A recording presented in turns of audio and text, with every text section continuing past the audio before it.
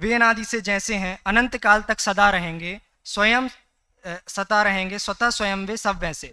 इस प्रकार का भाव स्पष्ट किया भाई अरिहंत ने। अभी आ रहे हैं शास्त्री प्रथम वर्ष से आदित्य जैन, जिनका विषय है द्रव्य गुण पर्याय और तत्व मीमांसा। आगामी क्रम में शास्त्री प्रथम वर्ष से तैयार रहे आदि जैन। अभी भाई आदित्य जैन।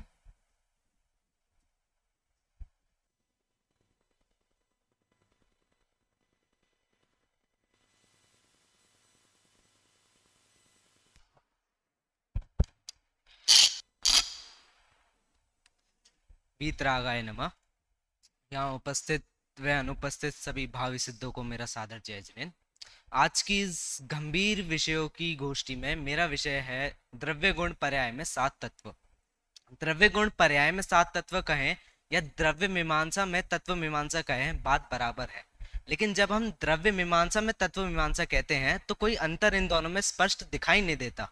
तो अगर अंतर इन दोनों में नहीं दिखाई दिया तो आचार्य उमा स्वामी का जो तत्वार्थ श्रद्धानम सम्यक दर्शन वाक्य है वह गलत हो जाएगा। इसलिए तत्व मीमांसा और द्रव्य मीमांसा में अंतर देखते हैं। पहले द्रव्य द्रव्य मीमांसा में 6 द्रव्य की बात है और तत्व मीमांसा में 7 तत्वों की। द्रव्य मीमांसा में विश्व व्यवस्था के बारे में बताया है। विश्व व्यवस्था में पुद्गल क्या, कहाँ रहते हैं, उनका परिणमन कैसे होता है, इस बारे में द्रव्य मीमांसा में आता है। और तत्व मीमांसा में हमें हमारे प्रयोजनभूत तत्वों के बारे में बताया जाता है। मैं कौन, शरीर क्या, कर्मों का आना क्या, जाना क्या, इन सब बारे में चर्चा जो है वो तत्व मीमांसा में करी जाती है। तो तत्व क्या, तस्य भाव से तत्वम, या उसके भाव, पदार्थ का भाव तत्व है। इस परिभाषा के अनुसार सारे जो पदार्थ हैं वो तत्व बन जाते हैं। तो इसमें हमारा प्रयोजनभूत क्या, तो आचार्य उमा स्वामी ने भी द्रव्य श्रद्धानम या पर्याय श्रद्धानम को सम्यक दर्शन नहीं लिखा, उनने तत्वार्थ श्रद्धानम सम्यक दर्शनम लिखा। तत्व सहित अर्थ का श्रद्धान करना सम्यक दर्शन है। ये लिखने का प्रयोजन ही ये था कि हम अप्रयोजनभूत तत्वों का श्रद्धा न करें, मात्र प्रयोजनभूत तत्वों को समझे और उनका श्रद्धान कर सम्यक दर्शन करें। विश्व में मेरी आत्मा के अलावा अनेक पदार्थ हैं जिनका मुझसे कोई संबंध नहीं, मेरा उनसे कोई प्रयोजन नहीं, इसलिए उन सारे पदार्थों को भी 7 तत्वों में मात्र एक अजीब पदार्थ में गर्भित कर दिया। लोक में एक कहावत चलती है, राम एक तरफ और पूरा विश्व एक तरफ। उसी तरह मेरा शुद्धात्म तत्व एक तरफ और बाकी सारे पदार्थ दूसरी तरफ। अब यहाँ एक प्रश्न उठता है कि जब हम विश्व को एक अलग रख रहे हैं सब चीजों को, तो उसमें जीव, जो अन्य जीव हैं, उनको अजीब मानकर हम उस विश्व में रख सकते हैं क्या? जैसे आपने भी अक्सर सुना होगा, मैं जीव, तो मैं जीव और मेरी अपेक्षा अन्य जो जीव हैं वो अजीब हैं। तो ये कथन सही है कि नहीं?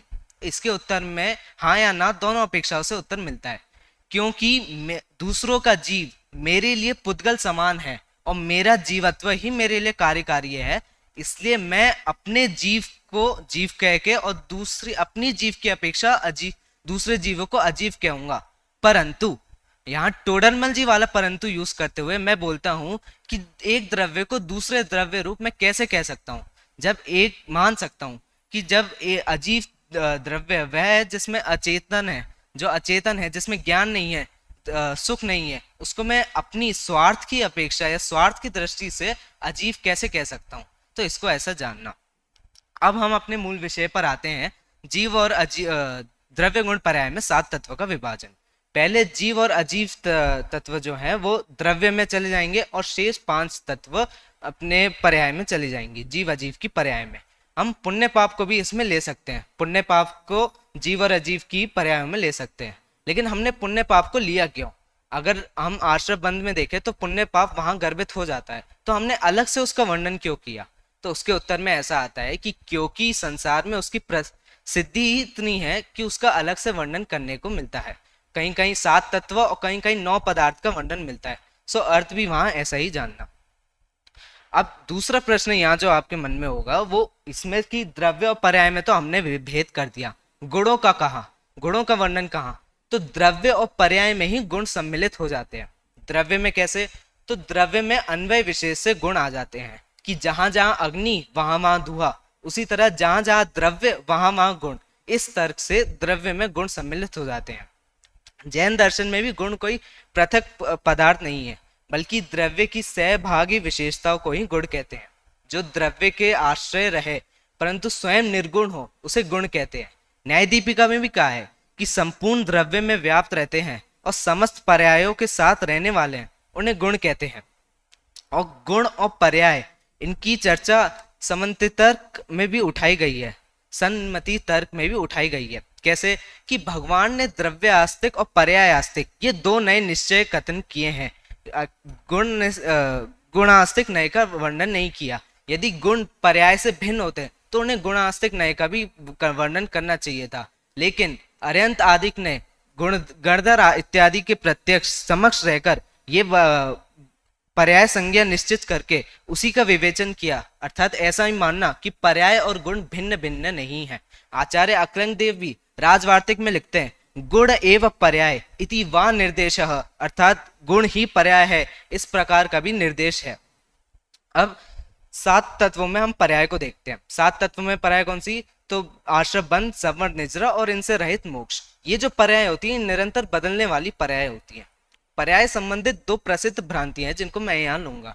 एक भ्रांति ये है कि पर्याय का पूर्णतः निषेध कर देना, मतलब पर्याय को ही नहीं मानना। तो यदि पर्याय को नहीं मानेंगे तो उससे 2 चीजें होंगी, एक तो मोक्ष पर्याय का ही अभाव हो जाएगा और दूसरा जीव जिस स्थिति में अभी है वर्तमान में उसी में बना रहेगा। क्यों? क्योंकि पर्याय से परिवर्तन भी आता है, तो अगर जो पर्याय को ना माने वो परिवर्तन को ही ना मान पाए। और दूसरी भ्रांति कि पर्याय सर्वथा अशुद्ध होती है, तो वो भी गलत है। यदि पर्याय यदि दृष्टि में अशुद्धता हो तो पर्याय भी अशुद्धता भाषित हो जाती है। और पर्याय में मेरा अंतिम बिंदु जो है कि एक समय में द्रव्य की कितनी पर्याय होती हैं। तो एक समय में द्रव्य की 1 से 4 पर्याय हो सकती हैं। एक तो मोक्ष पर्याय, 2 आश्रव बंध पर्याय जो 1 से 3 गुणस्थान में होती है, 3 आश्रव संवर और निजरा ये 13वें गुणस्थान में होती है, और आश्रव बंध संवर निजरा ये 6ठे से 12वें गुणस्थान में रहती है। अब ये तो द्रव्य की अवस्था से कथन हो गया। द्रव्य की अवस्था में ये भी आता है कि जो पर्याय की दृष्टि है जब द्रव्य पर होगी तो संवर निजरा होगी, और यदि द्रव्य से अतिरिक्त होगी तो आश्रव बंध होगा। जैसे ज्ञानी की दृष्टि यदि अपनी शुद्धात्मा आत्मा पर हो तो उसको संवर निजरा होगी, और यदि नहीं हो तो आश्रव बंध होगा। ये तो लगभग अपना संपूर्ण विषय था ही।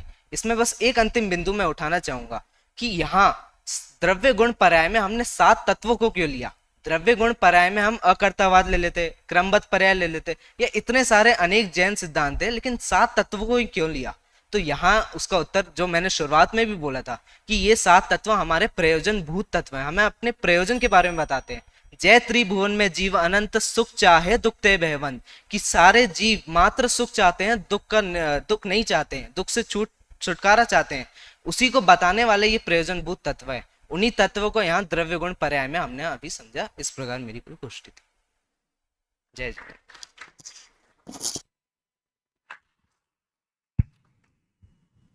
शास्त्री प्रथम वर्ष में है, शास्त्री प्रथम वर्ष से है ना, आदित्य। बहुत अच्छा विषय प्रस्तुत किया है। द्रव्य मीमांसा और तत्व